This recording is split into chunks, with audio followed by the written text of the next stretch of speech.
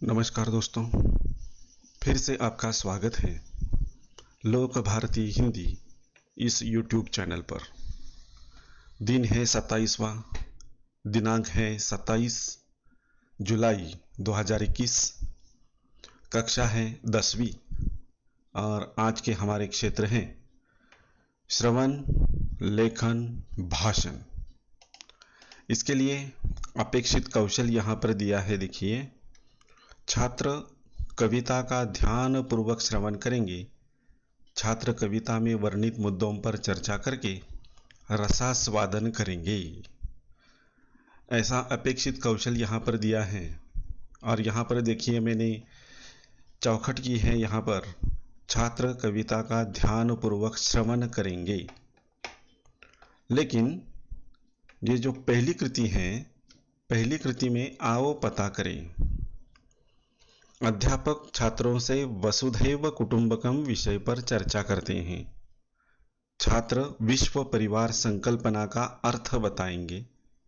अध्यापक विश्व शांति की अनिवार्यता पर चर्चा करेंगे। लेकिन यहाँ पर एक गलती हुई है कि जो कविता की पंक्तियाँ यहाँ पर देनी चाहिए वह नहीं दी गई हैं। शायद अनावधान से ये पंक्तियाँ यहाँ पर दी नहीं गई हैं और इसीलिए मैंने यहाँ पर देखिए ऊपर चौखट किया है कि छात्र कविता का ध्यान पूर्वक श्रवण करेंगे। लेकिन यहाँ पर कविता की पंक्तियाँ नहीं दी गई हैं, तो मन में दुविधा उठती है कि किन कविता की पंक्तियों पर आधारित हम कृतियाँ करेंगे। इसलिए ये कृतियाँ हमने नहीं छुड़ाई हैं। इनके उत्तर के बारे में हम चर्चा नहीं करने वाले हैं। हाँ, यहाँ पर छात्रों का हम वसुधैव कुटुंबकम इस विषय पर चर्चा करने के लिए बोल सकते हैं। वसुधैव कुटुंबकम, यह पूरा विश्व, यह पूरा संसार एक कुटुंब के समान, एक परिवार के समान है और यह पूरा विश्व ही मेरा परिवार है। ऐसा अगर हम मान ले तो इस दुनिया में, इस संसार में किसी भी प्रकार के लड़ाई झगड़े नहीं होंगे। एक परिवार की तरह, जैसे हमारा परिवार हम मिल बांट कर रहते हैं, सुख हो दुख हो सभी इकट्ठा रहते हैं, कभी एक दूसरे का साथ नहीं छोड़ते।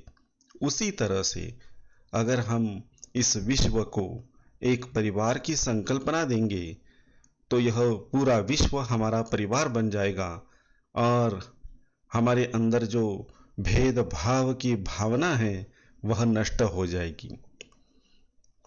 और इसीलिए वसुधैव कुटुंबकम, यह जो संकल्पना है यह बहुत ही अच्छी संकल्पना है और इस संकल्पना से छात्रों को अवगत हम कराने वाले हैं। जब ऐसा होगा तब पूरे विश्व में शांति छा जाएगी, किसी भी प्रकार का युद्ध या लड़ाई नहीं होगी। और इसीलिए देखिए, यहाँ पर कविता की पंक्तियाँ न होने के कारण हम संजाल भी पूर्ण नहीं कर सकते। इसलिए यहाँ पर मैंने कोई उत्तर नहीं लिखा है।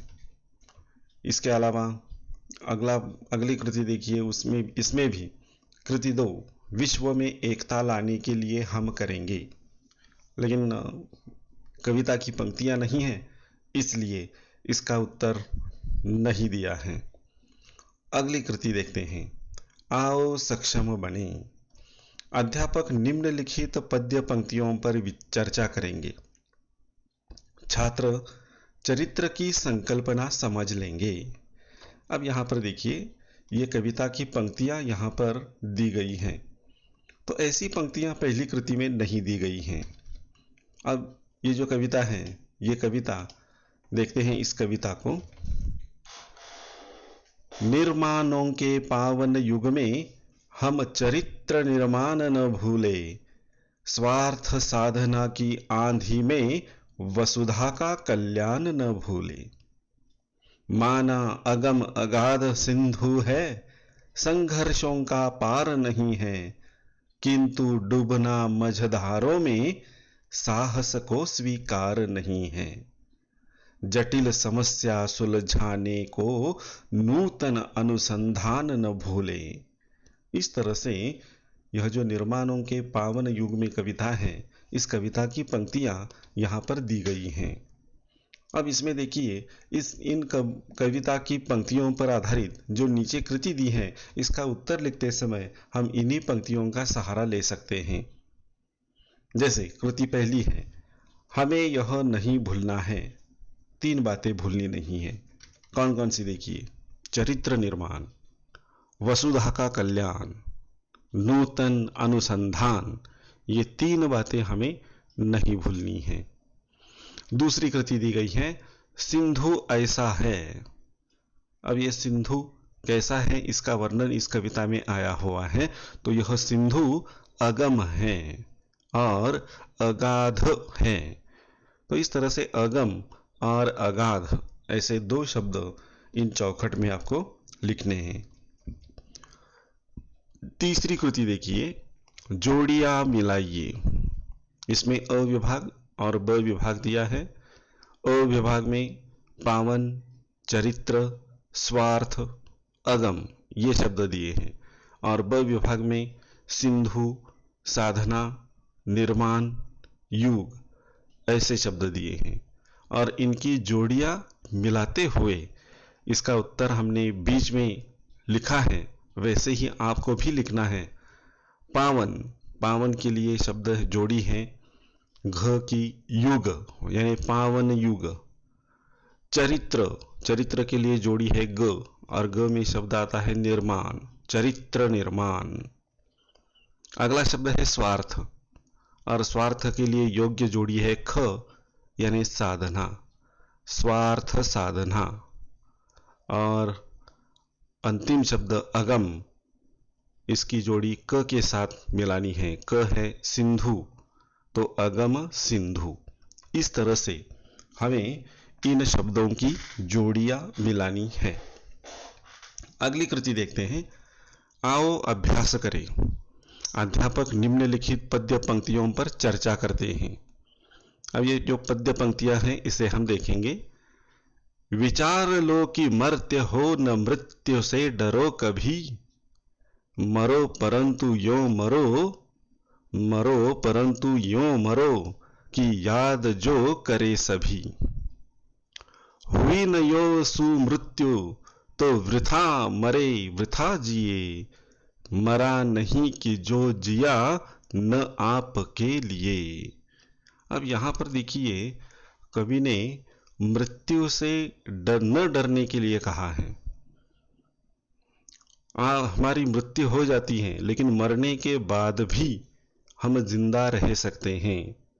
तो ये जिंदा रहने की बात जो है, वह इस प्रकार कवि ने कही है कि जो व्यक्ति अपने लिए जिंदा रहता है, दुनिया उसे भूल देती है, भुला देती है।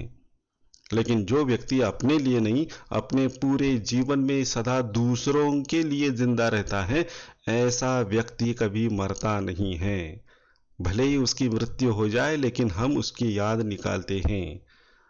तो कवि इसे कहते हैं सच्चा जीना। और यही बात उन्होंने इस काव्य पंक्ति में दी हुई है। अब इस कविता की पंक्तियों पर देखिए, यहाँ पर कृति दी गई है। पहली कृति है, कारण बताओ। कुछ लोग कभी नहीं मरते। कभी क्यों नहीं मरते? क्योंकि ऐसे लोग अपने लिए नहीं, बल्कि दूसरों के लिए जिंदा रहते हैं, इसीलिए कुछ लोग कभी मरते नहीं। दूसरा प्रश्न देखिए, सुमृत्यु में सु उपसर्ग से तात्पर्य बताइए। अब देखिए, यह उपसर्ग शब्द लगा है सु, मूल शब्द है मृत्यु। तो यह सु उपसर्ग लगाने के पीछे तात्पर्य क्या है? तो यहां पर कवि बताना चाहता है कि मृत्यु यानी मरना तो सबको है ही, लेकिन ये मृत्यु कभी सुंदर नहीं होती, कभी अच्छी नहीं होती, लेकिन फिर भी यह मृत्यु आपकी अच्छी हो सकती है। एक सुंदर मृत्यु, एक अच्छी मृत्यु हम प्राप्त कर सकते हैं। यानी मृत्यु जो है वह डरावनी भी होती है, बुरी भी होती है, लेकिन यहाँ पर कवि उसे सिर्फ सुमृत्यु ऐसा नाम देते हैं। तो ये मृत्यु हमारी अच्छी हो सकती है, इसीलिए यहाँ पर सु यह प्रत्यय लगाया हुआ है। आगे देखते हैं। आओ सृजन करें। मृत्यु शब्द को उचित विविध उपसर्ग प्रत्यय जोड़कर शब्द तैयार करके लिखिए। अब मृत्यु यह जो मूल शब्द है इसको उपसर्ग जोड़ना है और प्रत्यय भी जोड़ना है और शब्द तैयार करना है। तो यहां पर देखिए मृत्यु सु, यह उपसर्ग लगाने के बाद शब्द होता है सुमृत्यु। और मृत्युंजय यह प्रत्यय जुड़ा हुआ शब्द है। दूसरी कृति है मैं बड़ा होकर बनूंगा। विषय पर संक्षेप में अपने विचार लिखिए। आप बड़े होकर क्या बनोगे? इसका जवाब आपको ही लिखना है, क्योंकि बड़े होकर आप क्या बनना चाहते हो ये आपकी इच्छा है। तो वह इच्छा आप अपने शब्दों में, बड़े सुंदर शब्दों में यहाँ पर लिखिए और यह जो 10वीं कक्षा की आज की कृति है वह हमारी पूर्ण हो जाएगी। तो दोस्तों, इसके लिए पूरक साहित्य स्रोत दिया है। यूसुफ मलाला झाई की जानकारी अंतर्जाल की सहायता से पढ़िए। तो ये यूसुफ मलाला झाई, इनकी किताब आप अंतर्जाल पर, नेट पर सर्च कीजिए।